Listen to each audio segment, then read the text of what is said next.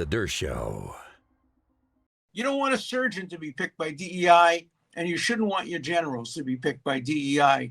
And you shouldn't want your surgeons to be teaching medical students DEI, and you shouldn't want your generals to be teaching underlings DEI. So President Trump is 100% right in having announced in his campaign that he is going to fire generals who are imposing DEI, diversity, equity, inclusion, on the armed forces. He has the right to do it. We should support him. Civil libertarians should support him. Decent people should support him. Don't expect CNN to support him or the New York Times to support him. They won't. But he's right on this one.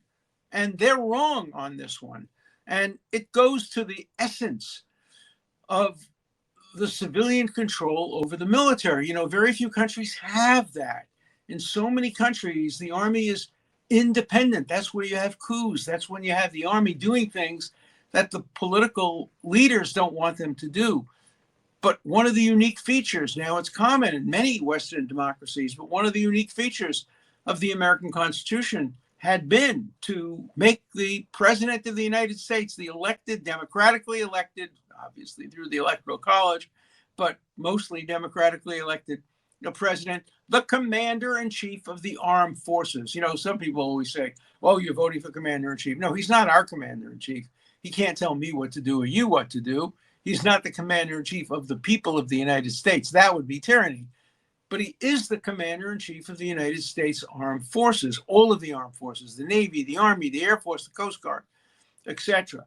And therefore, he has to make those decisions. Now, Congress can also participate. They're part of civilian control. And if Congress wants to play a role, let them pass legislation, and the Supreme Court, consistent with our system of separation of powers and checks and balances, will decide who has what authority between Congress on the one hand and the president on the other hand to create criteria for who is to be the general. I mean, yeah, you could have a conflict if Congress passed a law, which they would never do, saying DEI should be taught to all of the members of the armed forces. And the president says, no, I'm not going to allow my generals to do that. That would be an interesting constitutional debate.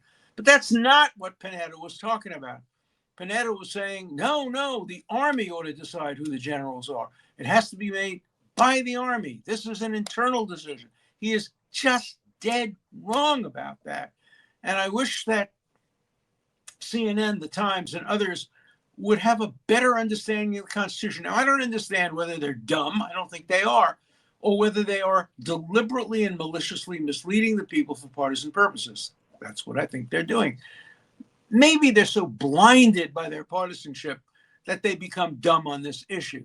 But I can't imagine having a conversation with Leon Panetta and me saying to him, but Mr. Panetta, you were the secretary of this and the secretary of that and the head of this and the head of that.